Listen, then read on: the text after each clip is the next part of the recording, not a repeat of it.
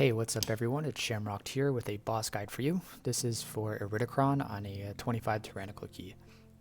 So as it is right now, people are still getting gear. We're still maximizing our potential since it's still pretty early in the season. So I expect, 26s, 27s, 28s being timed probably this week. So a 25 isn't necessarily the highest that you'll be running into, but it's still a pretty good indicator of what it's going to be like on the higher keys as well. This is actually one of my favorite fights this season. I think it's just really epic in scale, and I think it's a lot of fun. And you kind of like there's an aspect to it where you really have to be conservative about your mana just because the fight is so long and there's a lot of healing to be done. So because of that, I've sort of curated a talent build that I take on Tyrannical weeks pretty much specifically for that boss. It helps with all the other bosses in that place as well, but this is really curated for that last boss for Iridikron. So some special things to note on the left side of the tree. You definitely want to take Plains Traveler, which is going to shorten the cooldown on Astral Shift. This is going to ensure that you have Astral Shift up for every single shield phase that Iridikron does, which is especially necessary if you get selected as the Extinction Blast target. Next, going down, I have 2 points in Elemental Warding just because there's not a lot of utility needed in this dungeon, pretty much none at all. So Elemental Warding is just going to reduce the magic damage taken on the third boss, so actually second, third, and fourth boss. It's great all around, and the first boss as well, even though it's not really important there. So Elemental Warding.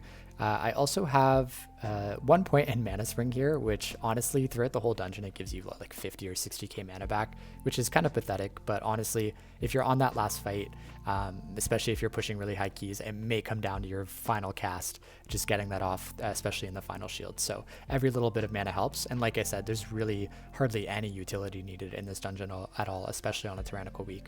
So you really don't need anything else. One thing important to note is Stone Skin Totem. Even on a fortified week, I don't really take this in Galakrond's Fall dungeon just because most of the damage is magic damage. Same with Rise as well. If you wanted to, you could actually take the Mana Spring point and put it into Totemic Recall. Once again, I don't think Totemic Recall is really needed here just because the way the healing is spaced out on all of the fights, you never really need to like have that third Cloudburst Totem available immediately. Everything sort of works out. There's nothing in this dungeon that's like Kajin from last season where it's just like constant rot damage, except for maybe the dragons. But once again, this is Tyrannical, so you don't have to worry about that. Okay, moving on to the right side of the tree. This is where my build gets a little bit interesting, and it's not necessarily what you would maybe take with other dungeons and other bosses. So the first interesting thing about it is Mana Tide Totem. I don't normally take this, however, I do take it on Tyrannical Fall, just because once again that last boss is kind of like a mana suck, just because there's constant healing. There are a few other dungeons I might take this on Tyrannical, but I'm experimenting with it. So take Mana Tide Totem, and then just because 1 point is pretty good value for this cooldown, take Spirit Walker's Tidal Totem. This is actually going to help for Iridikron during the shield phases, but it's also going to help on the third boss and the second boss as well. For the third boss, it's really nice to have for the tornado phases in phase 2. Next, the other interesting thing is I actually have a point in Current Control as well. This is going to reduce the cooldown of Healing Tide Totem by 30 seconds, and this is actually really nice for the last boss because it does give you a third Healing Tide that you can use, possibly even a fourth if your fight goes on that long. Hopefully it doesn't though. So yeah, Current Control is one that I take as well. Other than that, the rest of it is pretty standard to what I've been running recently. I used to be running the improved Primordial Wave with continuous waves. I still think that's a viable build. It's actually what I think Lauren is still running, so there's some merit to that.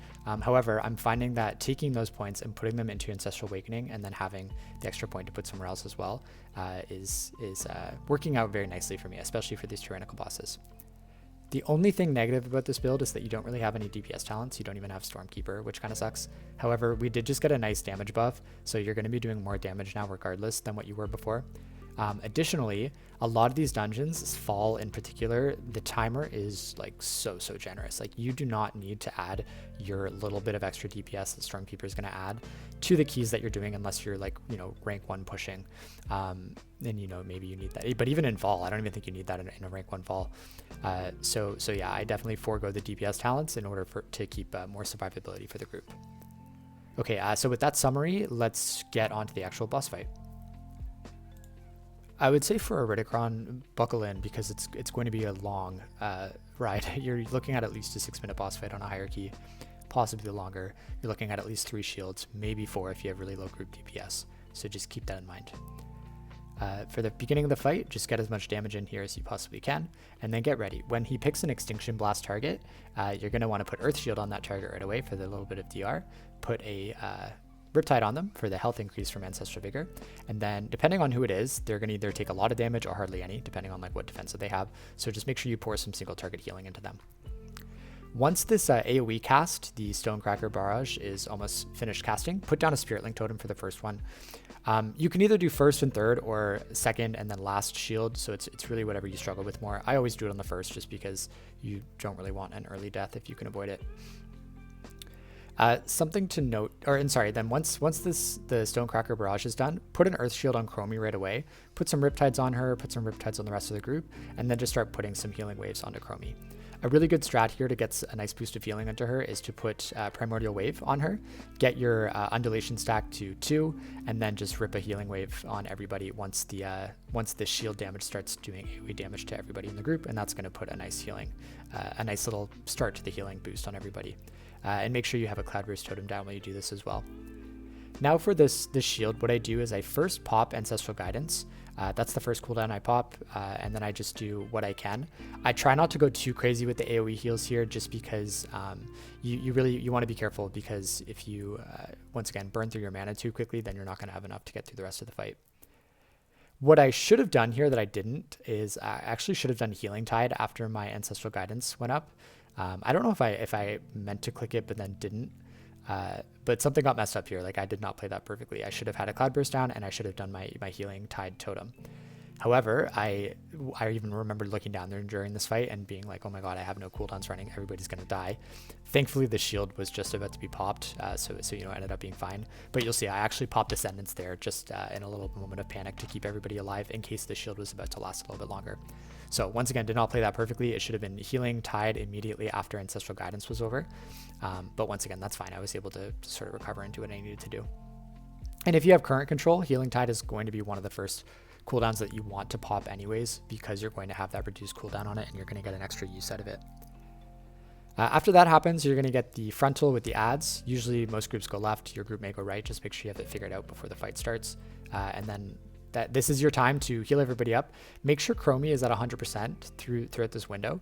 That's a common mistake I think people make in this fight, is you try to spam heal Chromie right after the group shield, and then like during the AoE damage that's hitting the entire group.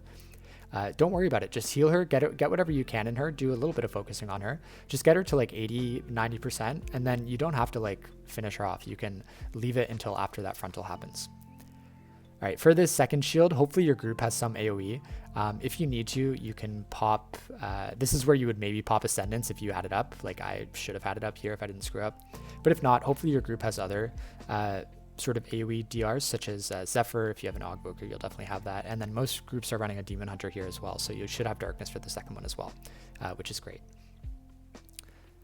Then once again, you'll see for the Extinction Blast target, I put an Earth Shield on them, I healed them up, focus target, and then once that AoE shield happens, I put my Earth Shield onto Chromie, I give her some single target heals, and then it's sort of rinse and repeat here. The only thing that's going to change is the rotation of cooldowns you're using. So you should have Ancestral Guidance up at some point here again. And then you're either, so before that's up, what you're going to do is you're going to use either Healing Tide or Ascendance, whichever one you didn't use. So in this case, I had Healing Tide up because I didn't use it the first time, even though I should have. So if I were doing this fight, if I could go back and redo this fight the way I had planned to do it, Ascendance would have been what I had popped there.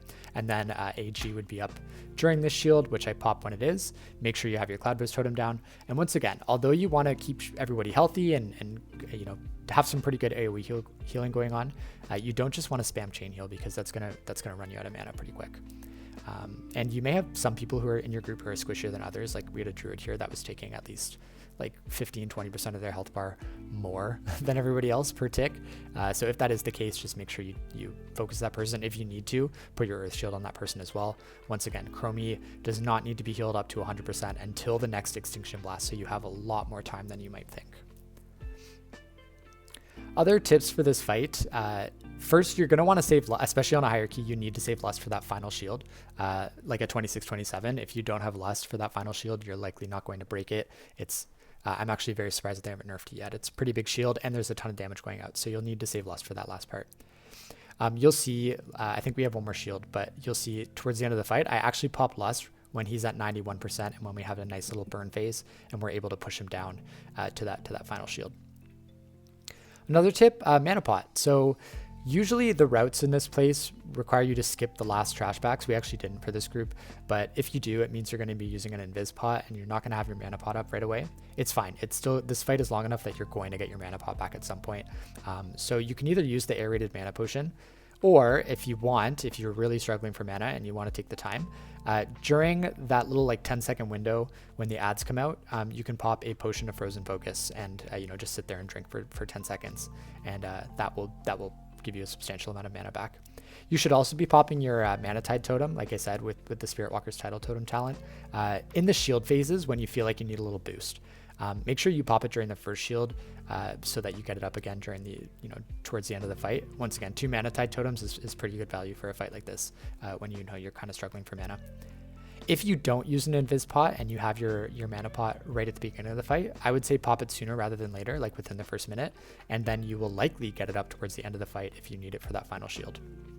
All right, going back to the fight itself, you'll see I used Slink for that AoE shield phase, like the Stonecracker Barrage, just because I'd planned it. Once again, you kind of get it every other one, so you either use it on the first and the third shield, or the second shield and either the fourth shield or like the final shield that she does in the middle, assuming you don't get a fourth shield, which realistically you shouldn't. If you're getting a fourth one of these shields, it means your group's damage is a little bit lower than it should be for this boss.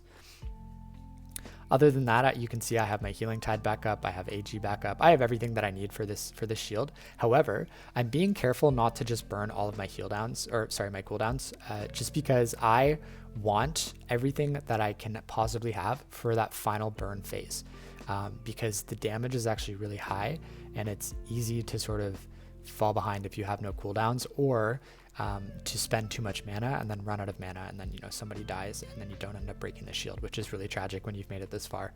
So once again, although you want to make sure you use your cooldowns during the shield where the lines come out of him and everybody's taking AoE damage, you need to make sure that you save some stuff.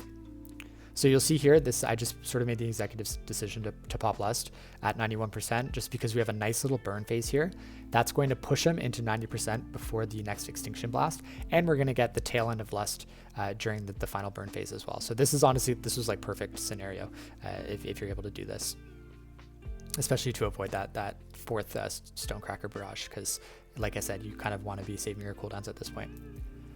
So at the end, when you get him to 90%, he's going to go to the middle, Chromie's going to teleport there, and you have this nice little bubble that you stand in, and it makes all your heals very, very fast. It gives you a big haste buff, and it also decreases the cooldown timers on all of your abilities. So it's not enough of a reduction that it's going to like make all of your cooldowns come up immediately, but it's nice for things like Healing Rain, your defensives, all that kind of stuff.